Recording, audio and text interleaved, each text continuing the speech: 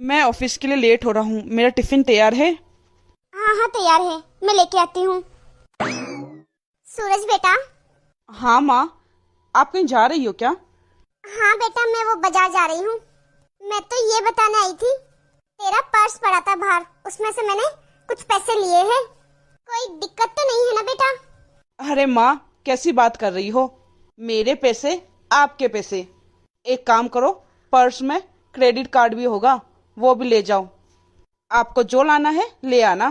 बहू, मैं मार्केट जा रही हूँ, थोड़ी देर में आ जाऊंगी। अरे मम्मी, आप बाजार जा रही हो? चलो मैं छोड़ देता हूँ वहाँ। मैं भी ऑफिस जा रहा हूँ, रास्ते में छोड़ता हुआ चला जाऊंगा। अरे नहीं नहीं बेटा, तू खामखा मेरी वजह से लेट हो जाएगा। वैसे भी बाजार तेरे ऑफिस से अपोजिट है, तू लेट हो जाएगा बेटा। तू जा, मैं चली जाऊंगी। ठीक है माँ, आराम से जाना। ठीक है बेटा, चलती हूँ। काजल, मेरा टिफिन। क्या टिफिन? टिफिन भी तुम अपनी माँ से ले लेते ना? ये क्या कह रही हो तुम? पागल हो गई हो क्या? दिमाग तो ठीक है ना तुम्हारा? दिमाग मेरा नहीं, तुम्हारा ठीक नहीं है। तुम्हारी माँ तुमसे बिन पूछे तुम्हारे पर्स से पैसे निकाल के ले गई, और तुमने पूछना भी जरूरी नहीं समझा कि वो कहाँ जा रही है, क्यों जा रही है, और उन्हें क्या लेना है। काजल, ये सुबह सुबह तुम क्या बात लेके बैठ गई हो? अरे वो मेरी माँ है, और मेरी माँ को जितने पैसे चाहिए होंगे ना, मैं उतने पैसे उनको दूंगा। मना नहीं कर सकता मैं उनको। अगर यही पैसे मैंने लिए होते तो अगर यही पैसे मैंने लिए होते ना, तो तुम मुझसे 36 तरह के सवाल करते कि काजल तुम्हें क्या लेना है, सब कुछ तो मैं ला के देता हूँ। और वो तुम्हारी माँ थी तो तुमने उन्हें चुपचाप जाने दिया। देखो, मेरे पास इतना टाइम नहीं है जो मैं तुझसे बहस करूं, वो भी सुबह सुबह। मैं ऑफिस जा रहा हूँ, लेट हो रहा हूँ ऑफिस के लिए। टिफिन देना है तो दो, वरना मैं भूखा ही रह लूंगा। जब मैंने तुम्हें अपनी कजन की शादी के लिए शॉपिंग के लिए बोला, तब तो तुमने मना कर दिया कि टाइम नहीं है, और अभी तुम्हारी माँ गई, उन्हें तो तुमने रोका नहीं। मैं जा रहा हूँ ऑफिस, मेरा दिमाग खराब मत करो।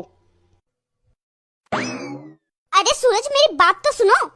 ऐसा क्या गलत कह दिया मैंने तुम्हें? अरे अपना टिफिन तो लेके जाओ। तुम दोनों माँ बेटे ने मेरी तो जिंदगी खराब कर दी है।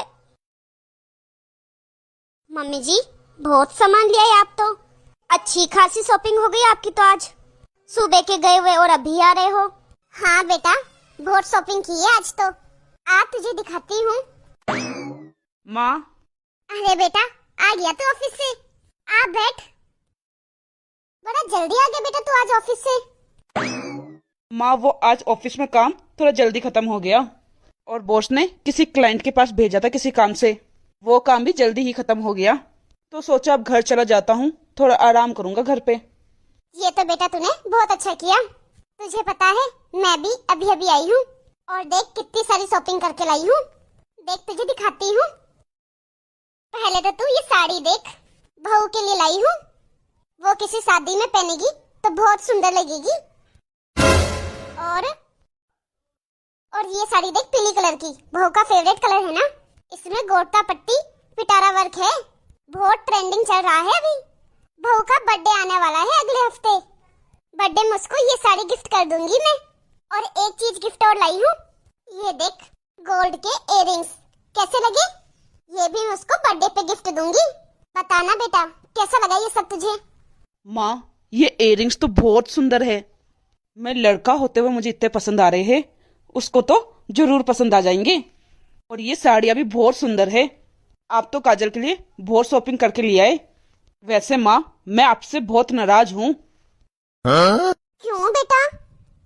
क्या मैं आपका बेटा नहीं? आप अपनी बहू के लिए तो बहुत शॉपिंग कर लिया है, और अपने बेटे के लिए कुछ भी नहीं लाई। अरे बेटा, तू तो खामोखा नाराज हो रहा है। तू तो डेली बाहर जाता है, अपनी मनपसंद की चीजें ले सकता है। और वैसे भी तुझे अपने कपड़े खुद खरीदना पसंद है, और मुझे पता भी नहीं है तू किस तरह के कपड़े पहनेगा, इसलिए मैं लेके नहीं आई। और बहू, वो तो बेचारी बाहर भी नहीं जाती कहीं। और मैंने कितनी बार सुना है, बहू ने तुझे कितनी बार बोला है कि तू उसे शॉपिंग करा के लिया, पर तू उसके लिए टाइम ही नहीं निकाल पाता। बहू को उसकी कजन की शादी में जाना है, तूने उसके लिए भी टाइम नहीं निकाला।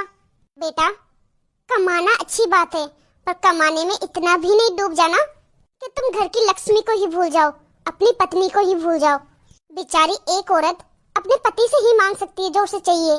शादी से पहले अपने पिता से और शादी के बाद अपने पति से। और पति का भी यही फर्ज होता है कि अपनी पत्नी की हर इच्छा पूरी करना। इसलिए बेटा, जो चीज तू नहीं कर पाया तो मैंने सोचा कि सास होने के नाते मुझे अपनी बहू की हर इच्छा पूरी करनी चाहिए।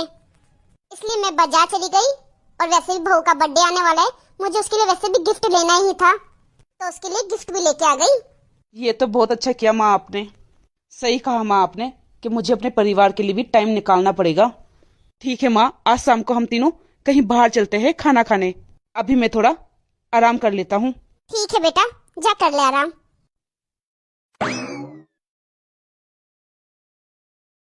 काजल, काजल, देखा तुमने? क्या कहती थी तुम कि मैं अपनी माँ से बहुत प्यार करता हूँ। हाँ, ये सच है, पर मैं तुमसे भी कम प्यार नहीं करता हूँ। जितना मैं अपनी माँ से प्यार करता हूँ उतना ही मैं तुमसे भी प्यार करता हूँ। और आज सुबह तुमने क्या कहा था मुझसे कि माँ को जब भी किसी चीज की जरूरत होती है मैं उनको ला के देता हूँ, चाहे वो पैसे हो या कोई और भी चीज। देखो, माँ की उम्र हो चुकी है और तुम्हें तो पता है मेरे पापा बचपन में ही गुजर गए थे। आज मैं इस मुकाम में हूँ तो सिर्फ माँ की वजह से, और मैं उनका बेटा हूँ। मैं उनकी ख्वाहिश पूरी नहीं करूंगा तो कौन करेगा? और हाँ, एक बात और, मुझे माफ कर देना, मैंने तुम्हारे लिए समय नहीं निकाला, तुम्हारे शॉपिंग के लिए समय नहीं निकाला। माँ ने मुझे बहुत अच्छे से समझा दिया है कि जैसे मैं अपनी माँ की हर इच्छा पूरी करता हूँ वैसे ही तुम्हारी इच्छा भी मैं पूरी करूँ। क्योंकि एक लड़की शादी से पहले अपने पिता से मांग सकती है और शादी के बाद अपने पति से। और हाँ, एक बात और काजल, कभी मुझे मेरी माँ और तुम में से एक जने को चूज करना पड़ा तो फिर मैं दोनों को ही चूज करूंगा, क्योंकि मैं दोनों से बराबर ही प्यार करता हूँ, ना किसी से कम और ना किसी से ज्यादा। कभी मेरे माँ के खिलाफ मत जाना, मैं किसी को छोड़ नहीं पाऊंगा। सूरज, तुम तुम्हारी जगह बिल्कुल ठीक हो और मैं इतनी खराब हूँ। मैं माँ के बारे में इतना गलत सोच भी कैसे सकती हूँ?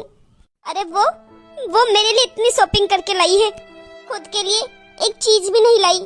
और मैं सोच रही थी कि वो आपसे पैसे लेके सब कुछ खुद के लिए ही लाएगी। पता नहीं कहाँ जाके उड़ाएगी वो पैसे। और वो मम्मी जी तो मेरे लिए सोच रही थी, मेरी इच्छा पूरी करने के लिए तुमसे पैसे लेके गई थी। मैं कितना गलत सोच रही थी मम्मी जी के लिए।